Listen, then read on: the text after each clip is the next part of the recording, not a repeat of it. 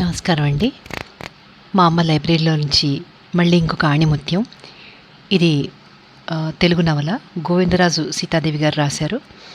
చాలా మంచి రైటర్ ఆవిడ. అందులో మామూలు మధ్యతరగతి సంసారాల్లో జరిగే విషయాలు, చివరిలో మంచి నీతి అవన్నీ కూడా ఉంటాయి ఆవిడ నవలల్లో. ఇది కూడా యువలో సంక్షిప్త నవల. సిరి నవల పేరు. ఇక నవల ప్రారంభం చేద్దాం. ఇంకా సరిగ్గా తెల్లవారనే లేదు. గోవిందుకు మెలకువ రానే లేదు. ఇల్లంతా గోలగోలగా గగ్గోలుగా ఏవేవో మాటలు అవి వినిపిస్తుంటే, అబ్బా తెల్లవారకుండానే ఏమిటి గోల మొదలైంది అంటూ ఇటునుంచి అటు ఒత్తిగిలి పడుకున్నాడు హనుమంతు. అరే మంతు, కంగ్రాచులేషన్స్ రా. అరే మంతు, హనుమంతు ముందు నేనే అందిస్తున్నా అంటే నేనే ముందని పోటీలు పడి అభినందనలతో ముంచేస్తున్నారు హనుమంతు స్నేహితులు. హనుమంతు కళ్ళు నులుముకుంటూ లేచి కూర్చున్నాడు. మిత్రులందరూ ఒకేసారి కట్టకట్టుకుని తెల్లవారుతుండగానే ఇలా హఠాత్తుగా వచ్చి అభినందనలు తెలుపుతుంటే అవి ఎందుకో అర్థం కాక తెల్లబోతూ నోరు తెరిచి చూస్తున్నాడు. ఇదంతా కళా నిజమా అని ఆలోచిస్తూ. ఏమైంది అన్నాడు. ఏమైందేమిటి నీ మొహం? లాటరీలో 1,00,000 రూపాయలు నీకు వస్తే అన్నారు అందరూ ఏకకంఠంతో. నాకా? లాటరీలోనా 1,00,000 వచ్చిందా? నిజమా? హనుమంతు నోట్లోంచి మరి ఇంకేం మాటలు రావట్లేదు. అది సంతోషమో ఆశ్చర్యమో మరే భావమో అతనికి అర్థం కావట్లేదు. స్నేహితులు మాత్రం చెవులు చిల్లులు పడేలా అభినందనలు తెలుపుతున్నారు. ఇంకా లోపల హనుమంతు తల్లి రామలక్ష్మికి అసలు కాళ్ళు చేతులు ఆడడం లేదు. ఇల్లంతా కలయిదిరుగుతూ, ఒరే మంతు, ఏదిరా లాటరీ టికెట్టు? ఆ రోజు కిళ్ళికోటు రజాక్ తెస్తే నే భద్రంగా దాస్తాలే అమ్మా అని తీసుకున్నావు కదరా, ఏది ఆ లాటరీ టికెట్టు అంటూ ఇల్లంతా సందూకా పెట్టి దగ్గర నుంచి ఒత్తులు పెట్టేదాకా అంతా గాలించేసినా దొరకలేదు ఆ టికెట్టు. హనుమంతు చెంగున ఒక గంతేశాడు. వచ్చింది, గుర్తుకొచ్చేసింది. ఎక్కడ దాచిందినో. తన అభిమాన తార జయలలిత ఫోటో చాటున తనకి అదృష్టాన్ని తెచ్చిన ఆ లాటరీ టికెట్ నక్కి కూర్చుంది. జయలలిత ఫోటో అన్నమాట ఆ క్షణంలో మర్చిపోయి దాన్ని దూరంగా గిరాటు కొట్టి లాటరీ టికెట్ తీసుకుని రొప్పుతూ వాకిట్లోకి వచ్చి పడ్డాడు. హనుమంతు అమ్మమ్మ కీళ్లవాతంతో అంత క్రితం ఎన్నో సంవత్సరాలుగా మంచంలో బిగుసుకు పడి ఉన్నా మనవడి పేరుతో కొన్న రూపాయి టికెట్కి 1,00,000 రూపాయలు వచ్చాయి అనే వార్త చెవిన పడేసరికి అంటూ నిటారుగా లేచి కూర్చుంది. కాళ్ళు నడవడానికి వచ్చేస్తున్నాయి. ఆవిడ లేచి మంచం దగ్గర ఉన్న కర్ర చేతిలోకి తీసుకుని, ఒరే మంతు, ఆ టికెట్ అలా ఇవ్వకురా అంటూ ముందు జాగ్రత్తగా హెచ్చరించింది. ఆ మాట వింటూనే హనుమంతు రజాక్కి అందించబోయే లాటరీ టికెట్ గుప్పెట్లో గట్టిగా బిగించి పట్టుకుని తెలివిగా జవాబు చెప్పాడు. పద, నీతో నేను వస్తా అని. హనుమంతుని జాగ్రత్తగా చూసుకునేందుకు అతని మిత్రులు సాయం అడగకుండానే రక్షణ కోసం అంటూ వెంట నడిచారు. ఆ సంగతి క్షణంలో ఎందరికో తెలిసింది. తెలిసిన వాళ్ళు తెలియని వాళ్ళు వచ్చి రామలక్ష్మిని, మూలనున్న ముసలమ్మని పలకరించి మరీ పోతున్నారు. ఈ ఇంట్లో ఆనంద కోలాహలం ఈ విధంగా సాగుతూ ఉండగా ఆ పక్క ఇంట్లోంచి ఏడుపులు పెడబొబ్బలు. ఆ ఇంటి ముకుందరావు భార్య వరలక్ష్మిని తిట్టే తిట్లు ఫర్లాంగు దూరం వినిపిస్తున్నాయి. ముదనష్టం దానా, శనివి నువ్వే. ఆ రోజు నేను ఓ టికెట్ కొంటానంటే వద్దంటూ ఏడ్చి మొత్తుకున్నావు. పిల్లకి పాలకు డబ్బులు లేవని నా జేబులో రూపాయి ఇచ్చే వరకు ప్రాణం తీసావు. లేకుంటే ఆ టికెట్ అసలు నే కావాలంటేనే చింపాడు రజాక్. అష్టదరిద్రం నువ్వు. ఆ సిరిని నాకు రాకుండా చేశావు. చావు, నువ్వు నీ పిల్లలు చావండి అంటూ ఆవిడ్ని జుట్టు పట్టుకుని వంగదీసి గుద్దులు గుద్దుతున్నాడు ముకుందరావు. ముకుందరావు ఓ కంపెనీలో 200 జీతంతో బ్రతికే అతి సామాన్యుడు. అతని భార్య వరలక్ష్మి, 4 పిల్లలు. ఉన్నంతలో పొదుపుగా హాయిగా బ్రతుకుదాం, పిల్లల్ని పెంచి పెద్ద చేద్దాం అంటుంది వరలక్ష్మి. కానీ ముకుందానికి ఈ అతి సామాన్య జీవితం అంటే తగని రోత. చాలని జీతం, ఒక్క గదిలో 4 పిల్లలతో కాపురం. అప్పుడే 40 ఏళ్ళు వచ్చేస్తున్నాయనే భయం.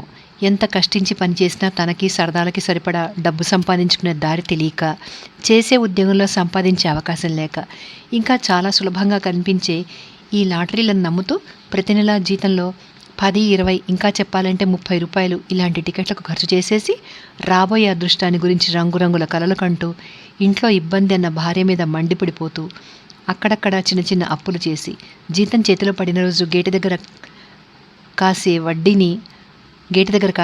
వడ్డీని అనాపైసలతో గుంజుకునే కాబూలేవాలని ఏమి అనేందుకు శక్తి లేక, ఆ రోజుకి సరాసరి ఇంటికి వస్తే వరలక్ష్మి అడిగే ప్రశ్నలకు జవాబు చెప్పాల్సి వస్తుందని రాత్రి వరకు అక్కడక్కడ గడిపి 10 దాటిన తర్వాత ఇల్లు చేరతాడు. భార్యతో ముందుగానే తగు పెట్టుకుని 4 తిట్టి ఏ రాత్రికో నిద్రపోయే ముకుందం ఈరోజు తెల్లవారుతూనే లేచాడు. పక్క ఇంట్లో ఆడవాళ్లు ఏనాడూ లాటరీ టికెట్ కొనకుండా తమ బ్రతుకేమో తాము బ్రతుకుతూ తండ్రి లేని 22 ఏళ్ల హనుమంతుని అల్లారుముద్దుగా పెంచి పెద్ద చేసుకుంటున్న ఆ 3 కళ్ళ ముసలమ్మ, ఆవిడ కూతురు రామలక్ష్మి.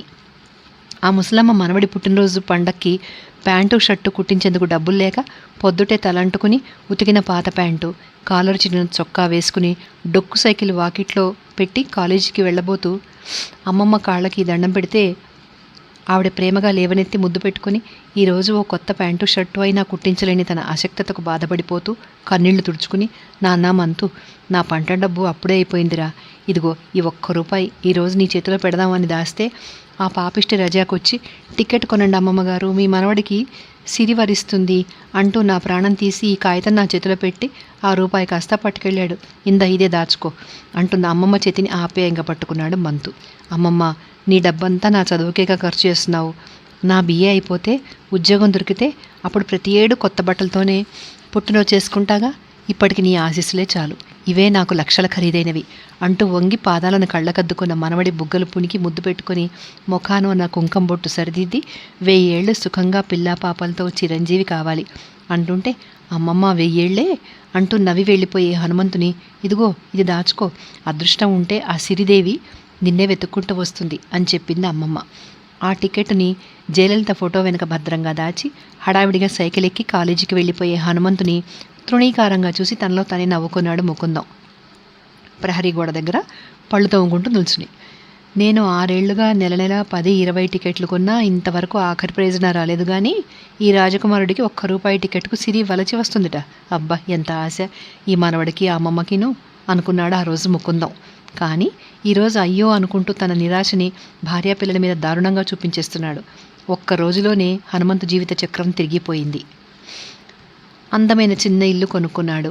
ఇదివరలో మంతు అని పిలువబడే హనుమంతరావు. డాబా ఇల్లే అయినా పెరట్లో కూరగాయలు, వాకిలి ముందు పూల మొక్కలు, ముఖ్యంగా మనవడి పడక గది కిటికీ దగ్గరగా సన్నజాజి విరజాజి పందిళ్లు వేయించింది అమ్మమ్మ. కొబ్బరి, పనస, సపోటా, దబ్బ చెట్లు అంత క్రితం ఆ పెరట్లో ఉన్నాయి. ఇంకా కరివేపాకు లేదు అని అది తెప్పించి నాటిన వరకు నిద్రపోలేదు అమ్మమ్మ. ఇల్లు కొని మిగతా డబ్బు బ్యాంకులో వేశాడు హనుమంతు. ప్రతి నెలా ఖర్చుగాను కొంత తీసుకుని అమ్మమ్మకి నయా పైసలతో సహా లెక్క చెప్తున్నాడు. అందమైన ఇల్లు కొనేసరికి ఆ ఇంటికి గాను మరెన్నో అవసరమైనాయి. సోఫా సెట్టు, గాడ్రేజ్ బీరువాలు, డైనింగ్ సెట్టు అంటూ ఏవేవో చెప్పి కర్టెన్లు, మంచాలు, కుర్చీలతో ఇల్లు నింపేసి 2000 అంటూ బిల్లు చేతిలో పెట్టేసరికి హనుమంతు అమ్మమ్మ గుండె ఓ క్షణం ఆగి మళ్ళీ కొట్టుకుంది. సరే, తెలియక దిగాం, తప్పుతుందా అనేసింది. హనుమంతరావు చెక్కు మీద సంతకం చేసేశాడు. అయితే రామలక్ష్మి మాత్రం 10 రోజులు సాధించి వేసింది మనవణ్ణి అమ్మమ్మని. ఆ 2000 శుద్ధ దండగా అంటూ, ఏ కుర్చీలో కూర్చుంటే జీవితం వెళ్ళదు, హాయిగా ఓ 2 ఎకరాల పొలం కొన్నా బాగుండేది, పంట తిన్నా గడ్డ అలా తరతరాల వరకు ఉండిపోయేది అని. ఈనాడు ఎకరం పొలం ఖరీదు ఎంతో తెలుసా అమ్మా అని నవ్వాడు హనుమంతు. ఎంతే, ఇదివరకు 3000 అయితే ఇప్పుడు 4000 అంతేగా అంది రామలక్ష్మి తేలిగ్గా.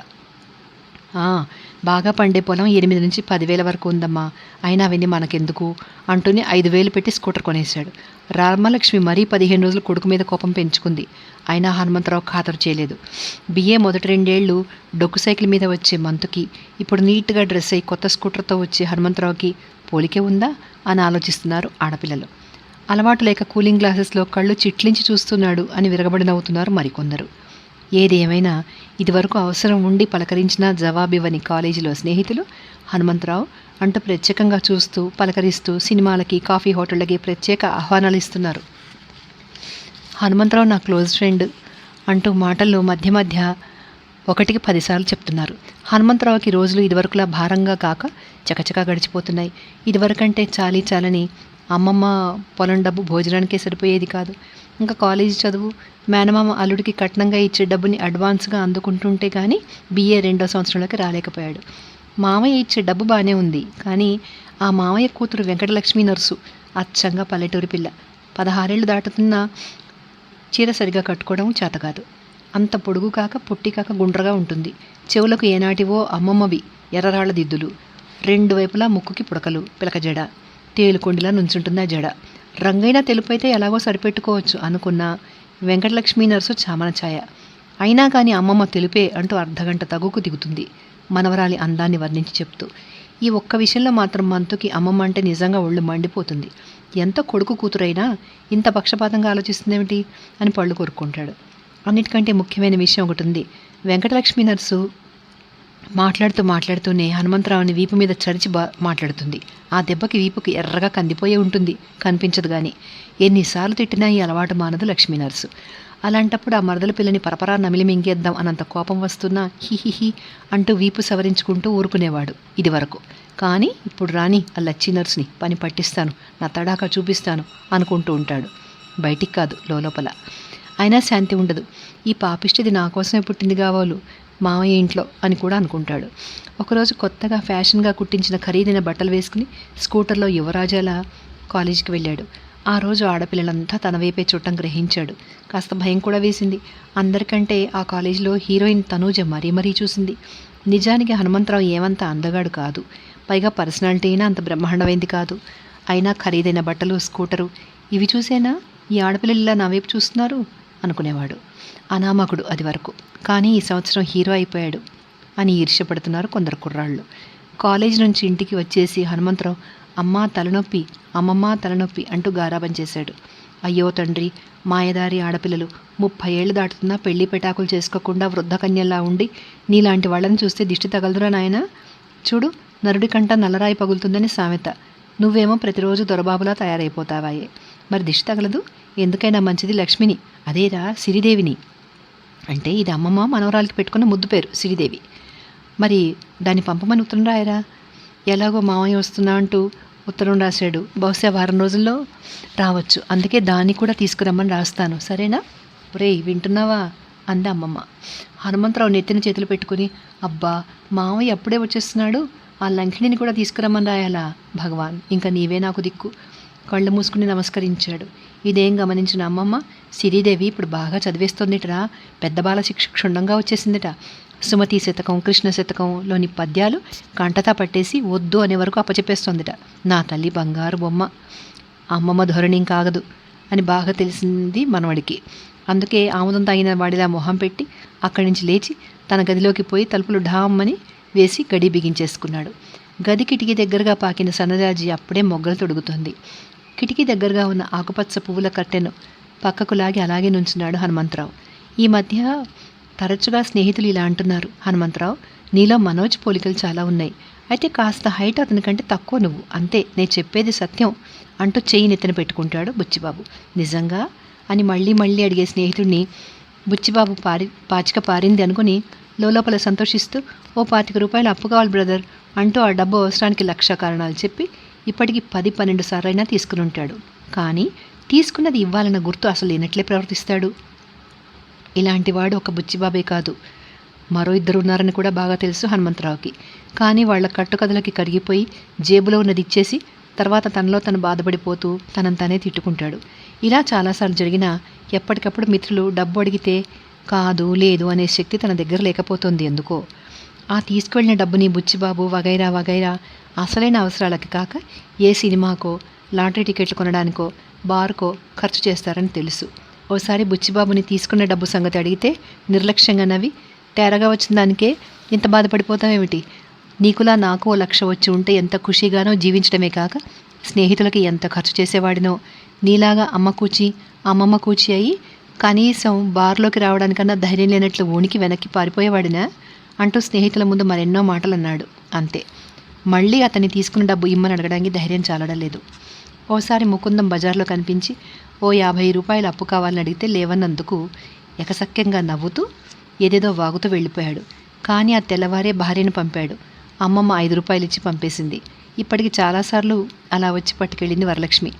డబ్బు లేదంటే బియ్యం అయినా ఇవ్వు అమ్మమ్మ అంటూ వెక్కి ఏడ్చే వరలక్ష్మిని వట్టి చేతులతో పంపలేకపోయేవాళ్ళు రామలక్ష్మి అమ్మమ్మను. పాత పరిచయాలు ఈ కొత్త జీవితంలో మహా బాధ కలిగిస్తున్నాయి. అయితే డబ్బు వల్ల కలిగే సుఖాలు రుచి చూస్తున్న హనుమంతు నేను ఇంతకాలం ఈ డబ్బు లేకుండా ఇలా బ్రతికాను అనుకుంటూ ఉండేవాడు. ఇంత విలువైన డబ్బుని తెలివి తక్కువగా పారేసుకోకూడదు అనిపిస్తోంది ఇప్పుడిప్పుడు. అయితే ఈ డబ్బు ఎంత సుఖాన్ని ఇస్తుందో అంత అశాంతిని కూడా కలిగిస్తోంది అనే మాట మర్చిపోవడం లేదు హనుమంతు. ఇన్ని ఆలోచనలో తల బరువుగా ఉండి మెల్లగా వచ్చి మెత్తటి పరుపు మీద పడుకోబోతూ సన్నగా రేడియో పెట్టి ఫ్యాన్ వేసి పడుకున్నాడు. అబ్బాయి ఎంత హాయిగా ఉంది అనిపిస్తోంది. కాలేజీకి వెళ్ళడం రావడమే కానీ చదువు సాగడం లేదు. ఇలా అయితే BA పూర్తయ్యేదిలా అని ఒకవైపు భయంగా ఉంది, మరోవైపు ధైర్యంగానూ ఉంది, పాస్ కాలేకపోతానా అని. ఒకరోజు హనుమంతరావు కాలేజీ వదిలేయగానే బయటకొచ్చి స్కూటర్ తీసుకుని ఇంటికి బయలుదేరబోతున్నాడు. తనూజ మేడమెట్లు దిగుతోంది. ఎంతో అందంగా, హంసలా. రోజ్ కలర్ ఫారెన్ ఎలెక్స్ చీర మీద జరీతో కుట్టిన పువ్వులు మెరుస్తున్నాయి. అదే రంగు బ్లౌజ్ వేసుకుంది. చెవులకి జూకాలు పొట్టిగా ఉన్నాయి. పుస్తకాలు పట్టుకోవడంలో కూడా అదో విధమైన అందం కనిపిస్తుంటే అబ్బాయిలందరూ అలా చూస్తూ నుంచున్నారు. తనూజ అలా వచ్చి అప్పటికే తన కోసం రెడీగా ఉన్న ఫియట్ కార్ ఎక్కబోతూ హనుమంతుని చూసి హలో అంటూ పలకరించేసరికి ఇలాంటి అలవాటు అసలు లేని హనుమంతుకు ఒళ్ళంతా చెమట పట్టేసింది. క్షణంలో కాళ్ళు వణికిపోయాయి. స్కూటర్ సాయంతో నిలిచి హలో అన్నాడు ఎలాగో. నేను మీకోసమే చూస్తున్నాను. రేపు సాయంకాలం మా ఇంటికి టీకి రండి, మా డాడీ చెప్పమన్నారు. తప్పక వస్తారుగా, వెయిట్ చేస్తుంటాను. నేనా? టీకా? మీ ఇంటికా అని లోపల అనుకుని పైకి మాత్రం ఓ అలాగే అన్నాడు ధైర్యాన్ని కూడగట్టుకుని. తనూజ వెళ్ళిపోయింది. అక్కడ నిలిచిన యువక బృందానికి చీకటైపోయినట్లు అనిపించింది. తనూజే ఆ కాలేజీకి వెలుగు. ఆ అమ్మాయి ఎవరితో అంతగా మాట్లాడకపోయినా పర్వాలేదు, కానీ కాలేజీకి రాకుంటే ఎవరికి క్లాస్కి వెళ్ళబుద్ధి కాదు. లోపల ఎందరో ఆమె అందాన్ని ఆరాధిస్తున్నారు. అయితే ఎదటపడి మాట్లాడేంత దమ్ము ఇంతవరకు ఎవరికీ లేదు. తనూజ అందంలో, డబ్బులో, స్టైల్లోనే కాదు, చదువులో కూడా ముందే ఉంటుంది. రిటైర్డ్ పోలీస్ ఆఫీసర్ కూతురు తనూజ అంటే ఆ కాలేజీలో అందరికీ తెలుసు. ఈ వివరాలన్నీ ఇదివరకు అంతగా తెలియకున్నా ఇప్పుడిప్పుడే హనుమంతుకే తెలుస్తున్నాయి. తనూజ ఆహ్వానం అంగీకరించిన హనుమంతరావు స్కూటర్ తీసుకుని రైన ఇంటికి వచ్చేశాడు. అయితే ఆ ఇల్లు తనదే, కానీ అందులో మనుషులు ఎందరో కొత్త కొత్తగా కనిపిస్తూ ఏదో హడావిడిగా కబుర్లు చెప్పుకుంటున్నారు. హాలుని, వరండాని ఏవేవో సామాన్లు పెట్టి చెత్త చెత్తగా నింపేసి అసహ్యం చేసేశారు. అసలు హనుమంతు ఇంటికి వచ్చిన సంగతి ఎవరు పట్టించుకుంటున్నట్లే లేదు. ఎక్కడి నుంచో అమ్మమ్మ గొంతు కంచులా కంగుమంటూ వినిపిస్తోంది.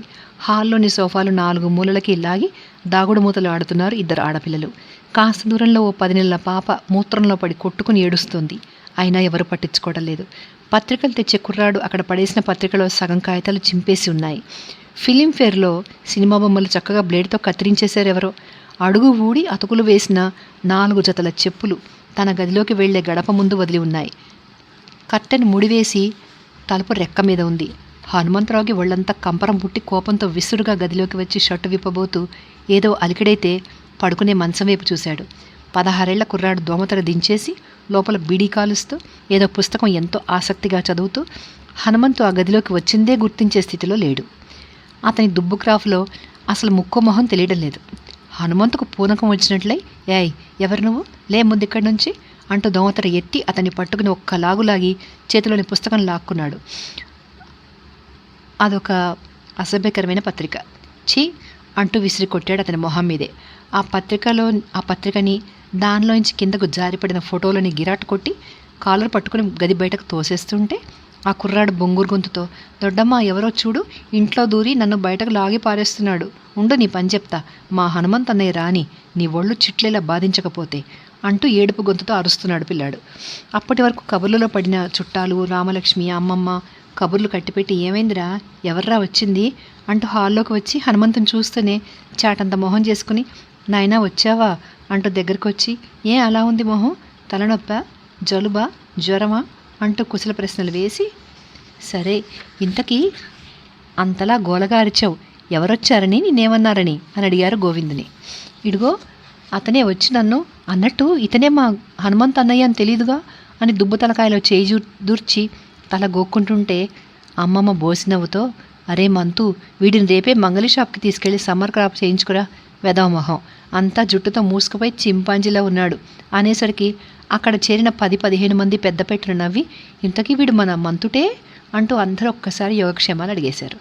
అప్పటికే కోపంతో ఉడికిపోతున్న హనుమంతు బాగున్నాను అంటూ నవ్వు ముఖాన పులుముకొని ఒక్కసారి ఆ హాల్లో ఉన్న అందరినీ కూడా లెక్క పెట్టాడు కళ్ళతోనే. 6 పెద్దవాళ్ళు, 12 మంది 20 నుంచి కింద వయసు పిల్లలు అంటూ గబగబా గదిలోకి వచ్చేసి బట్టలైనా మార్చుకోకుండా కుర్చీలో వాలిపోయి అమ్మా అని గావుకెక్క పెట్టాడు. రామలక్ష్మి ఏం నాయనా అంటూ వచ్చింది.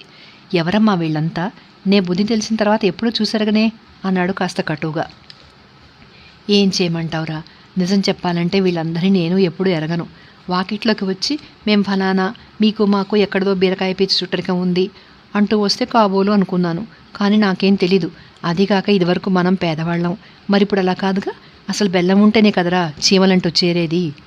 తల్లి మాటలకి హనుమంతుకి ఇంకాస్త ఒళ్ళు మండిపోయింది. ఇదివరకు హనుమంతు కోపం వస్తే తల్లి కాస్త కూడా లక్ష్య పెట్టేది కాదు. కానీ ఇప్పుడు కొడుక్కి ఎక్కడ కోపం వస్తుందో అని ఎంతో జాగ్రత్తగా 1000 కళ్ళతో చూస్తూ ఉంటుంది. హనుమంతు చిరచిరలాడిపోతూ, చూడమ్మా, ఈ అణాకాని రకాలని ఇంట్లో చేర్చి ఇల్లంతా సంత బజారు చేస్తే ఊరుకోను. ఆ హాల్ చూడు ఎలాగైందో, కాస్త చూడు అంటూ గొంతు చించుకుని అరిచాడు. అయ్యో, బిగ్గరగా అనకురా అన్నా వినిపించుకోవట్లేదు. నే వాళ్ళ సంగతి చూస్తాలే కానీ మొహం కడుకో, టిఫిన్ తిందు గాని అంటూ బ్రతిమిలాడి వెళ్ళిపోయింది.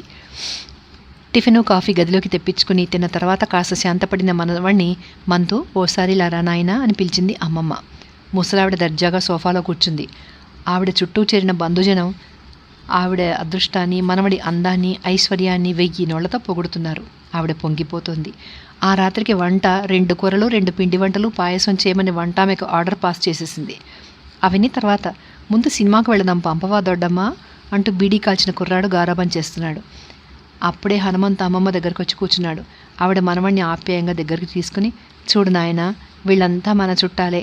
ఇదివరకు రాకపోకలేక దూరం అయిపోయాం కానీ లేకుంటే వీళ్ళంతా నీకు తెలియకపోయేవాళ్ళ.